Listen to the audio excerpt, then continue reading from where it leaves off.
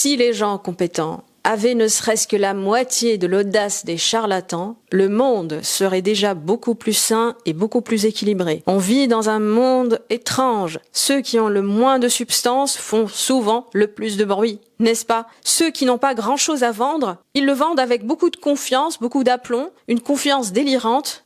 Et en contraste, il y a des gens brillants, très compétents, qui restent en retrait par peur de prendre leur place. Et dans le business, jouer petit est très coûteux. Aujourd'hui, on va parler de cette ambition bridée qui se déguise en humilité, qui se déguise en prudence, ou parfois en authenticité, alors qu'en réalité, elle sert juste à masquer une peur plus profonde, la peur d'incarner pleinement son potentiel et de prendre sa place. Récemment, j'ai échangé avec une de mes clientes, une personne vraiment très compétente dans son domaine, très intelligente, visible sur les réseaux, avec une vraie expertise et une audience très engagée. Et malgré ça, elle a un problème très concret dans son business model parce qu'aujourd'hui, elle propose encore des consultations individuelles à un tarif très accessible en comparaison à ce qui existe déjà sur le marché dans son secteur. Mais les gens demandent un appel gratuit, un appel de clarté. Pourtant, ils ont le lien pour réserver une séance et ils peuvent juste payer leur séance, c'est tout. C'est pas une séance hors de prix, hein. Je te parle d'une séance normale. Hein. Et malheureusement, beaucoup de ces personnes finissent par disparaître, ils reviennent jamais. Alors un appel gratuit pour vendre une séance à 70 €, économiquement, ça tient pas. C'est pas une question de gentillesse ou bien de générosité, c'est juste un mauvais usage de son temps. Quand j'ai évoqué avec elle la possibilité de créer une offre plus structurée, plus engageante et donc forcément plus premium, par exemple autour de 1200 à 1800 €, la résistance de ma cliente arrive. Elle m'a dit « Oui, mais moi, mon but, c'est pas de faire des centaines de milliers d'euros. » Cette phrase, elle m'a interpellée parce qu'il y a quelque chose de disproportionné et surtout une peur déguisée en humilité. Personne ne parlait de centaines de milliers d'euros ici. Hein. On n'est pas encore en train de parler de Ferrari, de villa à Dubaï, ou bien de scale à 1 million d'euros par an. On parle déjà de construire un revenu stable et surtout viable sur le long terme. Cette phrase, c'est une défense identitaire. Le texte traduit cette pensée. Je préfère dire que je ne veux pas grandir plutôt que d'affronter le fait que je ne sais pas encore comment le faire. Il y a un concept en psychologie pour décrire ce phénomène. On parle de self-handicap. Proposé par Edward Jones et Steven Berglas, ce concept décrit le fait de créer ou d'invoquer des obstacles avant l'échec pour protéger son estime de soi. Autrement dit, si ça marche pas, c'est pas parce que j'ai pas su vendre, c'est pas parce que j'ai pas su structurer ou bien assumer mon offre, c'est parce que je voulais pas vraiment jouer ce jeu-là, je voulais pas moi des centaines de milliers d'euros. Non, parfois on préfère se dire que je ne veux pas beaucoup d'argent plutôt que de dire je ne sais pas encore construire un modèle économique rentable. Jouer petit, dans ce cas de figure, peut être considéré comme une protection inconsciente préemptive de l'échec. Dire moi mon but c'est pas de faire des centaines de milliers d'euros, c'est une manière de préparer une sortie honorable du jeu. Je tiens à souligner une distinction très importante. Il y a une vraie sobriété entrepreneuriale, saine, choisie, assumée pleinement, c'est ok. Une personne, elle peut ne pas vouloir grossir, ne pas vouloir manager une équipe, ne pas vouloir créer une grosse structure. C'est respectable, mais il y a aussi une fausse sobriété qui n'émane pas d'un choix assumé. Il s'agit plutôt d'une sorte de rationalisation de la peur. Et c'est de ça dont je te parle aujourd'hui. Le problème, c'est pas la personne qui veut pas devenir riche, c'est pas ça, hein. Mais c'est qu'elle va sortir cette justification disproportionnée pour éviter de regarder un blocage très concret. La phrase « je ne veux pas faire des centaines de milliers d'euros », elle peut vouloir dire beaucoup de choses en fait. Je veux pas devenir quelqu'un d'autre, je veux pas devenir quelqu'un que les autres pourraient juger, je veux pas assumer une ambition visible, je ne veux pas me confronter à ma propre capacité, je ne veux pas apprendre à vendre parce que ça me met dans une position inconfortable. Je veux rester dans une image de moi qui est moralement pure et socialement tolérée et acceptée plutôt que de devenir compétente commercialement et donc de me donner la chance de réussir. Ces phrases peuvent être vraies, mais parfois ou souvent elles servent surtout à ne pas dire autre chose. Je ne sais pas vendre, j'ose pas tenir mon prix, j'ose pas tenir ma posture, j'ai peur du regard extérieur, j'ai peur d'être jugée, j'ai peur d'être vue comme une personne ambitieuse. Mais il y a une différence entre choisir un modèle sobre et se cacher derrière une ambition bridée. Une personne peut être excellente dans son métier et très faible dans sa capacité perçue à vendre. Elle peut être très compétente dans l'accompagnement, mais ne pas se sentir capable de porter un prix, de qualifier un prospect, de présenter une offre ou bien de gérer une objection. Ça me fait d'ailleurs penser au concept de la self-efficacy qu'on retrouve en psychologie dans les travaux d'Albert Bandura, ou le sentiment d'efficacité personnelle. Albert Bandura parle de la croyance qu'une personne a dans sa capacité à agir efficacement dans une situation précise. Ces travaux montrent que cette perception influence les actions, les pensées, la persistance et même l'activation émotionnelle face à une tâche. Autrement dit, une personne peut être excellente dans son métier, mais très faible dans sa propre capacité perçue à vendre, par exemple. Quand elle veut pas regarder ce déficit de compétences, elle peut moraliser le sujet, c'est-à-dire, au lieu de dire « je dois apprendre à vendre », elle va dire « je veux rester authentique ». Alors, moi, je vais proposer une solution, parce que tout le monde n'est pas fait pour vendre. Hein. Si c'est pas ton métier, c'est pas ton métier, et c'est ok. Je vais proposer de faire appel à un agent commercial. Donc, une personne dont le métier, c'est ça. Et ce mot a déclenché en elle une réaction défensive, une très grande résistance, parce que elle n'entend pas quelqu'un qui va l'aider à structurer la vente. Elle a entendu alerte, danger, je vais devenir manipulatrice. C'est une perception très courante chez beaucoup de personnes. J'en ai discuté avec d'autres entrepreneurs qui plafonnent d'ailleurs et qui n'arrivent pas à vendre pour à peu près les mêmes raisons. Elles perçoivent le closing, donc le fait de faire appel à un agent commercial dont c'est le métier, comme quelque chose d'immoral. Et là, je leur pose la question. Donc, selon toi, un agent immobilier, c'est un métier immoral ?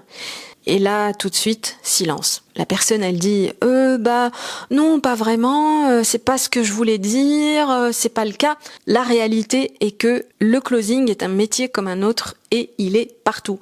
Un agent immobilier, un conseiller avant-vente, un recruteur, un commercial B2B, un chargé d'admission, ce sont tous des intermédiaires, ce sont tous des agents commerciaux et c'est leur métier. Le problème, c'est pas l'intermédiaire, mais la qualité de l'offre, l'éthique de la vente, l'adéquation avec la personne en face. Et ça, c'est aussi le métier de l'agent commercial. Donc c'est pas le fait de vendre en soi qui va salir ton intégrité, c'est plutôt vendre mal, vendre flou, vendre une promesse sans substance que tu peux pas tenir dans le temps, vendre un prix très élevé, quelque chose de vide, ça c'est pas bon. Ce que tu appelles aujourd'hui authenticité dans ce cas-là est parfois juste un subterfuge mental pour pas admettre un manque de compétences commerciales. À un certain niveau, le plafond de ton business, c'est l'identité que tu acceptes ou non d'incarner parce que le business requiert la compétence de savoir pivoter et changer de posture quand c'est nécessaire.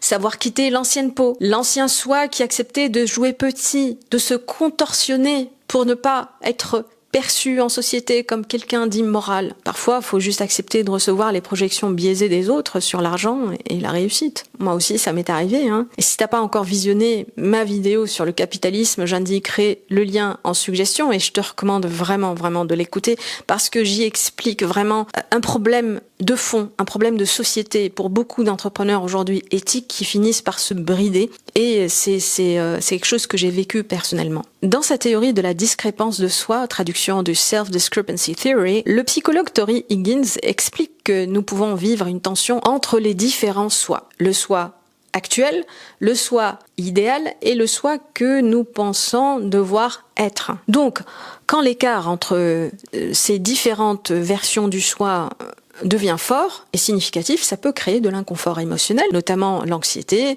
peut-être de la culpabilité, de l'évitement, voire de la honte. Si tu as peur de vendre aujourd'hui, ou d'apprendre à mieux vendre. Ce qui te fait peur en réalité, c'est l'écart entre la personne que tu es habitué à être, celle que tu devrais devenir, et celle que tu devrais devenir pour porter cette offre avec confiance. Beaucoup d'entrepreneurs veulent les résultats d'un entrepreneur solide, mais ils veulent garder l'identité de quelqu'un qui ne dérange personne, mais c'est incompatible, ça ne marche pas. Tu veux du chiffre d'affaires, mais tu ne veux pas être visible. Tu veux plus de clients, mais tu ne veux pas vendre, ou bien tu vends mal, ou bien tu lisses ton discours, ou bien tu penses que la vente c'est pas éthique. Tu veux plus de stabilité sans assumer plus de responsabilité. Tu veux plus de liberté, mais sans perdre l'image de la personne accessible, généreuse, modeste, gentille, la personne jamais trop ambitieuse. L'ambition, ah non, non, non, ça se fait pas, c'est péché. Que nous en soyons préservés. Il y a un phénomène qui a été étudié par les professeurs Kagan et Lahaye à Harvard Graduate School of Education. The Immunity to Change. Il y a d'ailleurs un ouvrage intitulé The Immunity to Change que vous pouvez trouver facilement sur Amazon. Il montre que les gens peuvent vouloir changer tout en étant retenus par des engagements concurrents invisibles qui protègent la personne d'un danger perçu. Je dis bien perçu. Il y a une contradiction entre l'engagement caché, c'est-à-dire je veux vivre correctement de mon activité, et l'engagement caché. Je ne veux pas être jugé, envié, rejeté, perçu comme une personne vénale ou bien obligé d'assumer une autre stature. Tant que l'engagement caché de jouer petit est plus fort que l'objectif affiché, le business plafonne. Tu ne peux pas dépasser ce plafond. Le problème, c'est le conflit entre ce que la personne dit vouloir et ce que son système intérieur essaie de protéger. D'ailleurs, dans l'ouvrage Immunity to Change, les deux auteurs ont cité, même quand les médecins disent à des patients cardiaques qu'ils risquent de mourir s'ils changent pas leur habitude, notamment arrêter de fumer, améliorer leur hygiène de vie, seule une minorité arrive réellement à transformer concrètement et d'une manière durable son comportement. Parce que le statu quo est beaucoup plus rassurant pour la majorité, même quand il est mauvais. Changer de régime, arrêter de fumer, bouger plus, ralentir, dormir mieux, revoir son hygiène de vie. Ça veut dire aussi modifier toute une manière de vivre. La manière de se consoler, de gérer le stress, ou bien de se sentir normal en société. Le patient peut donc vouloir changer consciemment, mais intérieurement, son système va réagir comme si le changement était une menace. Si je change, je ne vais plus pouvoir me calmer comme avant. Je vais devoir reconnaître que je suis fragile. Je vais devoir renoncer à des plaisirs qui avaient l'habitude de me tenir debout. Je vais peut-être perdre une part de ma liberté si je fais ça. Si même des patients cardiaques ne changent pas toujours quand leur vie est en jeu, alors faut arrêter de croire qu'un entrepreneur va automatiquement changer parce qu'il dit vouloir plus de chiffre d'affaires. Ça ne suffit pas. Beaucoup d'entrepreneurs plafonnent parce que leur stratégie actuelle protège une identité qu'ils sont pas encore prêts à lâcher. Jouer grand, c'est pas fantasmer des millions. C'est pas imiter les coachs business hystériques qui parlent de scale, qui parlent de millions, alors que les fondations ne tiennent pas. C'est pas augmenter ses prix coûte que coûte juste pour se prouver quelque chose. Jouer grand, c'est pas ça. C'est surtout construire un modèle cohérent avec la valeur réelle que tu apportes, le problème réel que tu résous, le niveau d'engagement nécessaire pour obtenir un vrai résultat. Si, par exemple, une personne accompagne des professionnels dans un repositionnement stratégique de carrière, le problème ne peut pas être résolu en une consultation isolée à 50, 60, 80 euros. Le sujet peut toucher à la trajectoire professionnelle, la rémunération, la légitimité de la stratégie de repositionnement, la clarté du projet, la capacité à se vendre sur le marché, tout ça. Donc proposer une offre plus structurée dans ce cas à un prix cohérent avec la valeur de cette offre, c'est pas de l'agressivité, c'est pas pour devenir capitaliste manipulatrice. Une seule séance isolée et financièrement accessible peut donner l'impression que ça nous aide, mais si elle ne permet pas vraiment au client d'arriver au bout du problème, ça peut même devenir frustrant pour tout le monde parce que le client obtient un soulagement émotionnel sur le moment, mais il ne transforme rien sur le moyen et long terme. Beaucoup de personnes pensent que pour avancer, il faut prédire l'avenir avec certitude, mais personne ne peut avoir une certitude absolue sur ce qui pourrait se passer. Il convient plutôt de partir de tes ressources disponibles aujourd'hui en acceptant de tester, d'avancer avec les pertes acceptables et en construisant par itération. Jouer grand, ça veut pas dire prendre des risques absurdes, ni de courir après plus. Mais c'est juste arrêter de calibrer ton business sur tes peurs et construire un business trop étroit pour protéger une identité ancienne que tu refuses de lâcher aujourd'hui. Mais cette identité, elle te sert plus. Si t'as pas encore visionné la vidéo sur le tabou de l'argent, c'est la continuité logique de cette vidéo, ça va te réconcilier avec l'idée de gagner plus d'argent. La vidéo, elle va s'afficher sur l'écran de fin quelque part ici. Tu peux aussi mettre un pouce. Enfin, je te dis merci beaucoup pour ton écoute et à bientôt.